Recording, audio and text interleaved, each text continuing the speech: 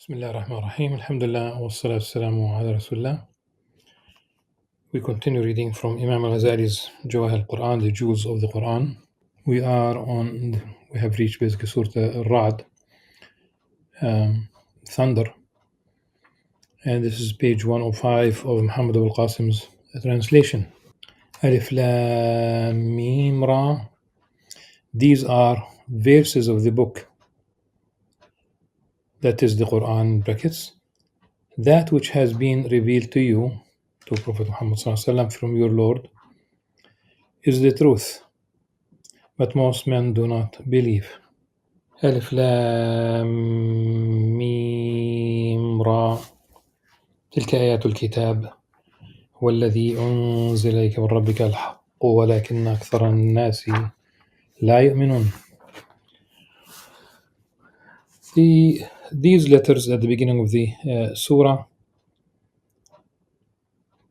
the total of these letters in all the Quran, wherever they are mentioned, is literally half the Arabic alphabet. Many scholars say that there is no specific meaning except that this is really the material, if you will, from which the Quran is. Of course, it's the word of Allah subhanahu wa ta'ala, it's eternal.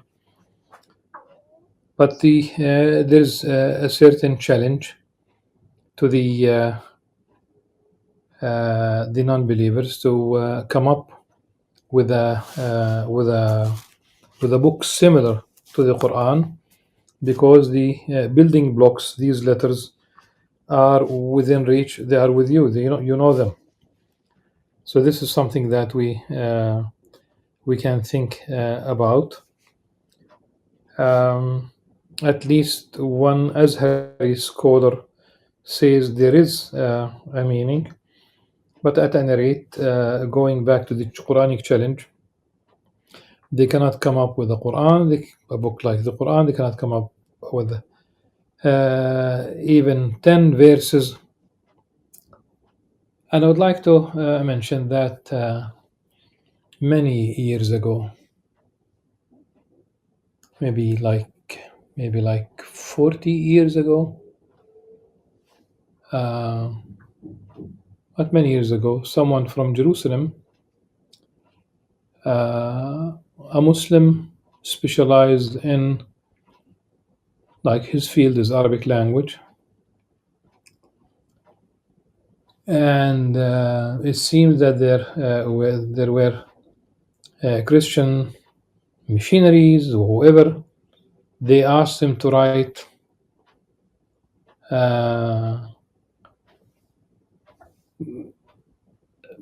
it's like a biography of Jesus Christ, something like that, story of Jesus Christ, peace upon him, in a manner similar to the Quran. And I remember reading at least part, and I immediately recognized how different this text was. It does not enjoy any of the rhetorical excellence of the rhetorical excellence of the Quran. It maintained practically one rhyme for throughout the at least a very long part. It's been, as I said, it's been like 40 years since I've read this. So there's no shift in the rhyme length of the verses. So it was something that is as if you maybe the example is not that you give the same building material to someone who has never built a building, and there will be structural problems. There will be also aesthetic. And if you have structural problems, there, typically there's the aesthetic dimensions also suffering. At any rate, these letters at the beginning, it seems that this is really the reason. And also notice that once you have these letters, typically, in general, you will have a mention of revelation of the book. Here, Alif Lam Mim Ra. تلك آيات الكتاب. So there's a mention of the kitab. Surah Al-Baqarah, for example, Alif Lam Mim. ذلك الكتاب لا ريب فيه. So in general, you will find such a link between these letters, the الأحرف المقطعة, as they are described, and the mentioning of revelation of the book. هو الذي أنزل إليك من ربك الحق ولكن أكثر الناس لا يؤمنون. Most people do not believe. This is true during the time of the Prophet ﷺ. Most people, up till the time when he left Mecca, when he migrated to Medina because of the persecution, by that time it was 13 years of the da'wah, of calling people to Islam. And indeed, relatively speaking, very few people believed in the Prophet ﷺ. And then after the migration to Medina, the numbers started growing exponentially, really. And today Muslims are form of 1/4, literally, of the world population, about 2 billion. الله الذي رفع السماء بغير عمد ترونها. This is indeed people realize that Allah subhanahu wa ta'ala raised up the heavens without any pillars that you can see. Of course, if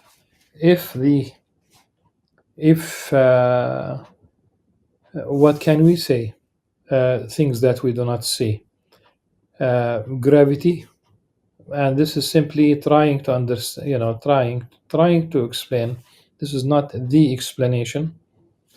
Is it gravity? Is it dark matter, for example? So there are physical forces in the universe that hold the universe. We don't say in its place, but they, whether it's the expansion, there's a certain force working on the expansion of the universe. Our galaxy and all other galaxies are moving. As I'm talking right now, think about the Earth. There is a movement of the Earth and its orbit around the Sun. There is a movement of all our solar system around the center of our galaxy, the Milky Way. ضرب التبانة, as it is described in Arabic. And our galaxy itself is moving away. And this is how scientists realize that all these galaxies started from a specific point that became known as the Big Bang theory. Typically, they speak about 13.6 billion years, but lately there's another number, and the adjustment is not small at all. We talk about 26 billion years. At any rate, Allah subhanahu wa ta'ala, He created forces that are necessary to be there, and it's not something that we see. Of course, since we are invited to ponder upon the universe, upon the signs and the horizons, and ourselves, it's biology, it's physics, it's and people are invited. But could there be something that we do not know? Yes. Is there something that we could still discover? Yes, inshallah. ثم استوى على العرش. Nothing is like unto him. Okay, so it says in translation here, then he set himself upon the throne. The istawa, many scholars speak about istawa they use istawa bishrun al Iraqi in the sense of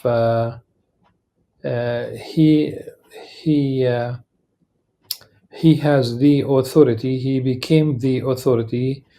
Iraq became under his leadership, if you will, without bloodshed. So when we say stawa al arsh, we should really rule out anything in our imagination that befits creation and not the creator. Nothing is like unto him. Allah subhanahu wa ta'ala cannot be bound physically, literally, by anything. وسخر الشمس والقمر كل يجري لأجل مسمى. And he constrained the sun and the moon to serve you. Okay, we are required to fulfill the notion of vicegerency or khilafa, istikhlaf. This is not the political office that was created after the death of our beloved Prophet sallallahu alaihi wasallam. So Abu Bakr became Khalifa. This is the political office. But the istikhlaf of Adam alayhi salam is not a political office, though politics is not ruled out. It's about the istikhlaf, about really submitting to the will of Allah subhanahu wa ta'ala, worshiping Allah subhanahu wa ta'ala, and having human activities in politics, economics, the social order, in every aspect of this life, following the Islamic worldview, following the Sharia, following the law. And the sun and the moon, each of them pursues its course, its orbit, its course, its orbit. Each one of them moves until it reaches an appointed term. He regulates the affairs and expounds the signs, in brackets, of his existence, power, and wisdom, that you may have firm belief in the meeting with your Lord. He it is who spread the earth and made therein firmly fixed mountains and rivers, and of fruits and every kind. He has made pairs.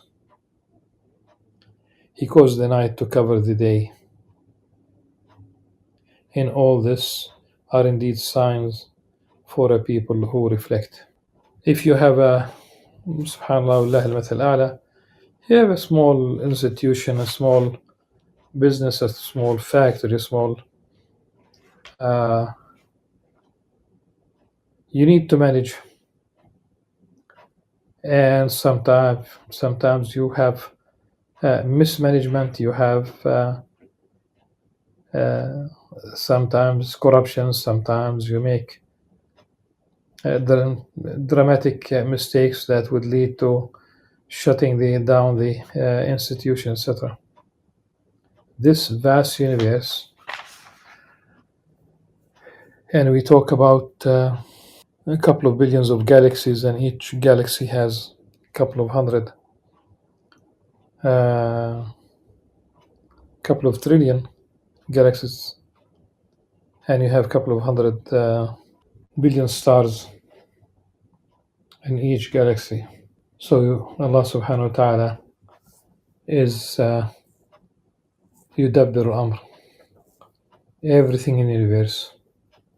He decrees everything, He establishes rules for everything. It's just like a massive equation. When people, I think Einstein attempted this theory of everything. This is other than the theory of relativity. A theory of everything. Only Allah subhanahu wa ta'ala has, it's not a theory. There's like an equation that includes everything in the universe. هو الذي مد الأرض وجعل فيها رواسي وأنهارا ومن كل الثمرات جعل فيها زوجين اثنين يغشي الليل النهار إن في ذلك لآيات لقوم يتفكرون. It is He it is who spread out the earth.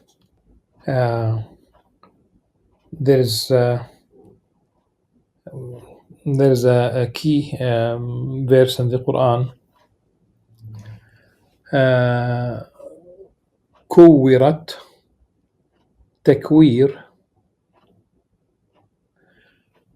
but also the one that I want to share with you is the دحاها about the earth. In some Arab countries they use a different word for eggs. So in our region we say bayd, okay, and there they say دحية, دحي, دحاها, دحي, and that's really the practically the shape of the earth. And we say كروية الأرض. It's a kura doesn't mean that it's that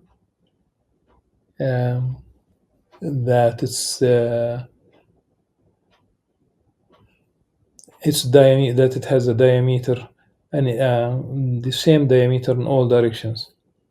Okay, so dahaha, like an egg. Now I'm saying this because I don't know why people keep bringing up this notion of the earth being flat. Absolutely not.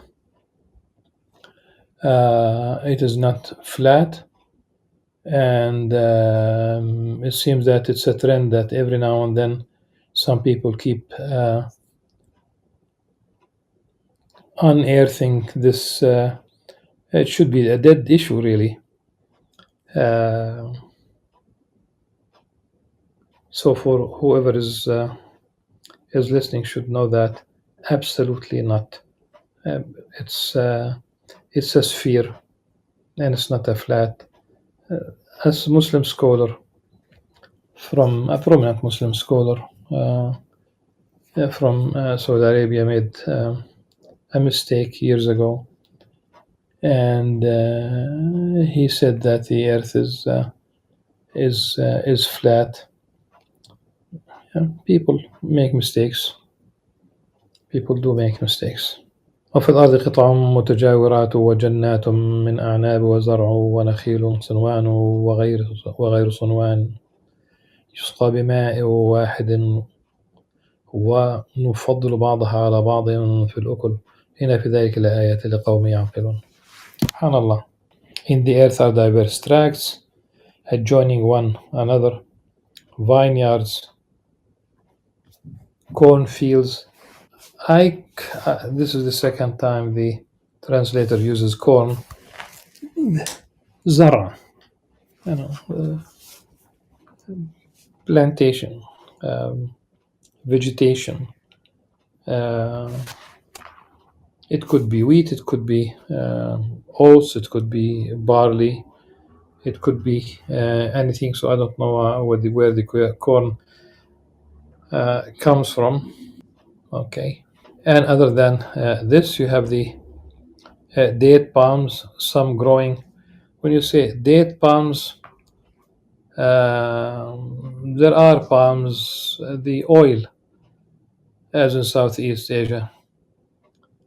They do not grow in the Middle East, and in fact, they in Southeast Asia they burn the forests to create more room for the oil palms, and this is wrong, really, because the rainforest is the green lung through which the earth breathes. Now, regarding being irrigated with the same water and having different tastes, subhanAllah, it's the same earth, it's the same water, but the tastes vary. You have sweet and you have sour and you have bitter and you have just name it.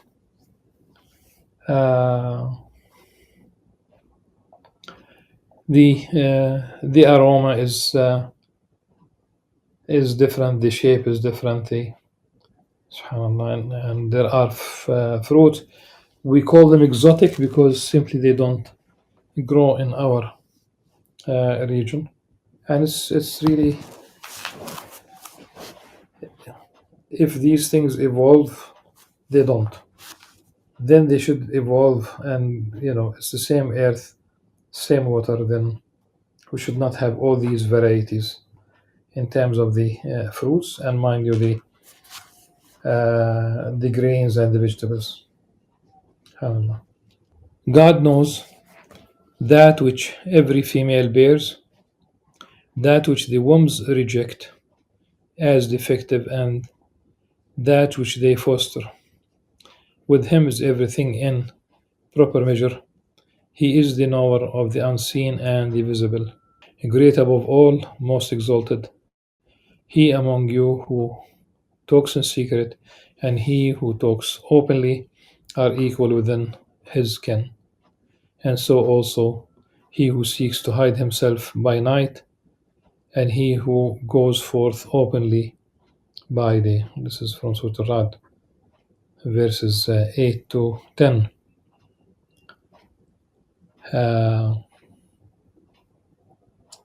Of course, Allah subhanahu wa ta'ala created the male and the female, and of course, what every womb, here literally, وَمَا تَغِيضُ الْأَرْحَامُ, what every female, what every womb, really. Not every female has a womb, and not every female with a womb has functioning ovaries, and not every female with a womb and ovaries gets pregnant. The examples are too many to mention, subhanallah. And Allah subhanahu wa ta'ala gives out of his mercy the gift of progeny, of children. So Allah subhanahu wa ta'ala knows what every female bears. That which the wombs reject as defective.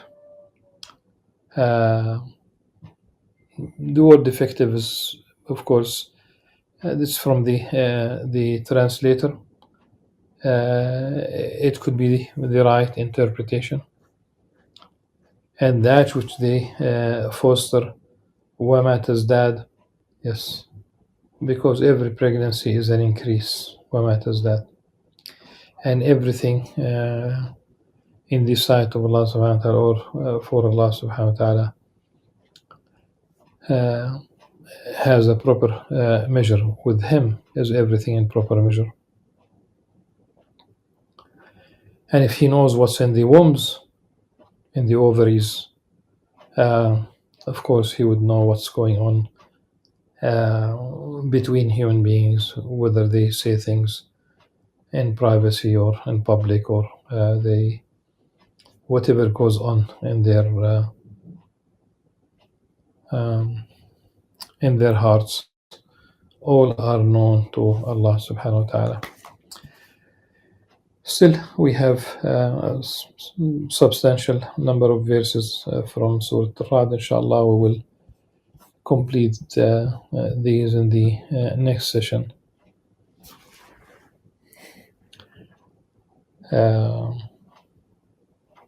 And I think it's we'll begin with the verse 11, and it's one of the most beautiful verses. Those who talk about motivational narratives, those who talk about change, that's exactly what we have here in this first verse. It's about change, that Allah subhanahu wa ta'ala will not change what befell the people until they change what's in themselves, until they change. And so it's going to be the concept of change at the beginning of the next session, inshallah. إن الله لا يغير ما بقوم حتى يغيروا ما بأنفسهم. Until then, سبحانك اللهم وبحمدك أشهد أن لا إله إلا أنت أستغفرك وأتوب إليك. والسلام عليكم ورحمة الله وبركاته.